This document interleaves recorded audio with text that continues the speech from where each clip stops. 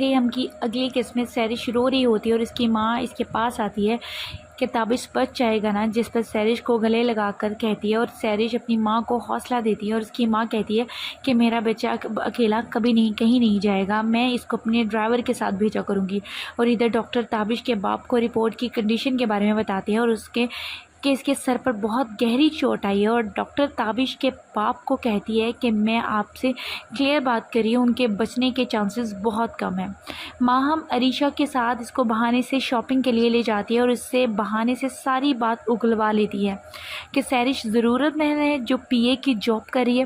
تو عریشہ پہلے تو چپ کر جاتی ہے لیکن ماہم کے اصرار کرنے پر وہ بتا دیتی ہے کہ وہ سارم کو پسند کرتی ہے، اس لیے وہ جاب کرتی ہے۔ ماہم دل میں کہتی ہے کہ میرا شک صحیح نکلا۔ وہ عریشہ کو آئس کریم کھلانے کے لیے لے جاتی ہے۔ ادھر رومی کی ماں رومی کے پاس آتی ہے اور وہ رومی کو حوصلہ دیتی ہے کہ تمہارے زخم بہت گہرا ہے، ابھی ڈاکٹر نے گھر جانے کی اجازت نہیں دی۔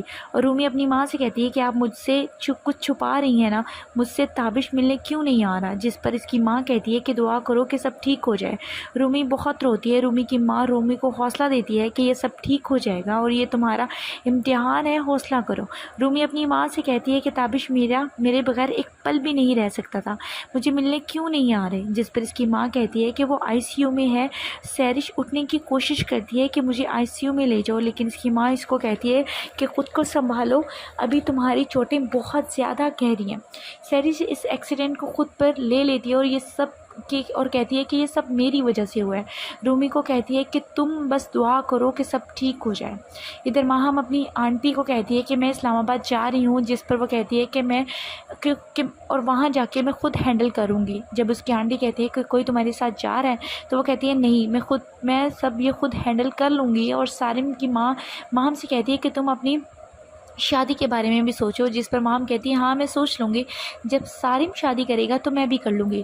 یہ سن کر سارم کی ماں کہتی ہے کہ تمہارا سارم کی شادی سے کیا لنک، تم جانتی ہو کہ سارم تمہیں کس نظریے سے دیکھتا ہے اور میں تمہیں اپنے بچوں کی طرح دیکھتی ہوں، اس کے ساتھ شادی کی خواب مت دیکھنا۔ یہ سن کر ماہم کہتی ہے کہ میں ایسا تو نہیں سوچ رہی، جس پر سارم کی ماں کہتی ہے کہ میں ایک سچی اور کھری انسان ہوں، انسان کو حقیقت تسلیم کر لینی چاہیے، بے جا اس کو خوابوں میں نہیں رہنا چاہیے اور اپنے لیے کوئی ڈھنگ کا فیصلہ کرنے کو ماہم کو کہتی ہے، جس پر ماہم راضی ہو جاتی ہے۔ ادھر ماہم میٹنگ کے لیے جا رہی ہوتی ہے، سارم اس کو اپنا خیال رکھنے کا کہتا ہے۔ ادھر ڈاکٹر تابش کو چیک کر رہا ہوتا ہے کہ اچانک ایک نرس آ کر تابش کے ماں باپ کو کہتی ہے کہ تابش آپ کو بلا رہا ہے۔ یہ سن کر تابش کے ماں باپ دوڑے چلے جاتے ہیں آئی سی یو میں، جس پر تابش اپنے باپ کو آخری لمحات میں کہتا ہے کہ آپ نے آہل اور رومی کا بہت خیال رکھنا ہے۔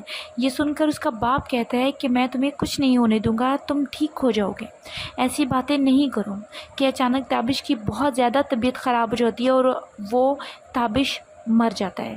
تابش کا باپ باہر جاتا ہے، باہر بیٹھی سیرش اور اس کی ماں پوچھتی ہے کہ کیا ہوا، وہ تابش کے مرنے کی خبر دیتا ہے اور اس کو سناتا ہے، جس پر وہ سیرش کی ماں اور سیرش رونے لگ جاتی ہیں۔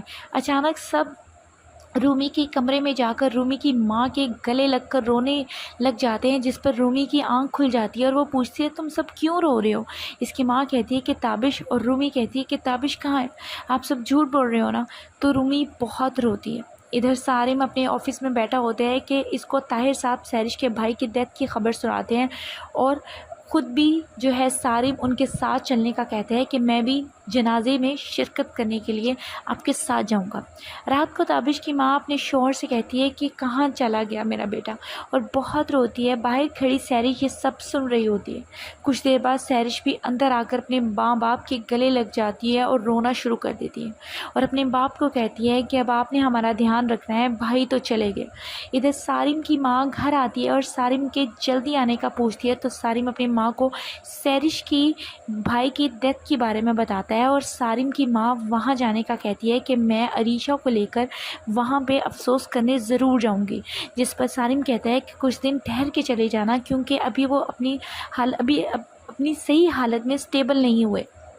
تو جو سارم کی ماں ہوتی ہے وہ کہتی ہے ٹھیک ہے، میں کچھ دن بعد چلی جاؤں گی۔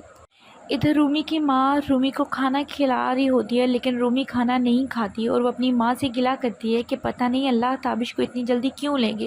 آہل کو جب بھی وہ پیار کر رہے ہوتے تھے تو مجھے لگتا تھا کہ میرے جو باپ کی کمی ہے وہ آہل کو ضرور پوری کریں گے تابش، لیکن یہاں آہل کو بھی باپ کے بغیر زندگی گزارنی پڑے گی۔ ادھر رومی کی ماں تابش کی ماں کے پاس آ کر بیٹھتی ہے اور اجازت مانگتی ہے کہ وہ اس کو آئے ہوئے 10 دن ہو گئے ہیں، اور تابش کی ماں بہت روتی ہے۔ رومی کی ماں کہتی ہے کہ رومی کا آپ کے سوا اور اللہ کے سوا کوئی نہیں ہے، جس پر اس کا باپ کہتا ہے کہ ہم اس کا خیال رکھیں گے، آپ پریشان نہیں ہو۔ اگلی صبح تابش کی ماں رانی کو آواز دیتی ہے اور کہتی ہے کہ رومی نے ناشتہ کیا، جس پر رانی کہتی ہے کہ ہاں انہوں نے صرف چائے پی ہے۔ اور جب رومی کی ماں تابش کی ماں جو ہے وہ رومی کو دیکھنے کے لیے جانے کا کہتی ہے تو سہرش انہیں منع کر دیتی ہے اور کہتی ہے کہ آپ خود بھی ٹھیک نہیں ہیں، آپ نے خود بھی ناشتہ نہیں کیا اور خود بھی آپ نے میڈیسن لینی ہے، اسی لیے آپ نہیں جائیں۔ اور کہتی ہے کہ صبیحہ آنٹی کچھ دن نہیں رک سکتی تھی، ابھی ہمارے غم اتنے زیادہ ہیں اور ابھی ان کی بیٹی کو بھی ہم سنبھالیں، جس پر اس کا باپ اس کو سہرش کو سمجھاتا ہے، اور ادھر رومی کا بھائی رومی کو سمجھاتا ہے کہ تمہیں ہمت کرنی پڑے گی، وہ آہل کی طرف دیکھو، وہ بھی کمزور ہوتا جا رہا ہے، اور آہل کی زندگی میں باپ کی کمی بھی تمہیں ہی پوری کرنی پڑے گی۔ رومی کا بھائی عارف رومی کے سر پر ہاتھ رکھتا ہے اور اسے حوصلہ دیتا ہے۔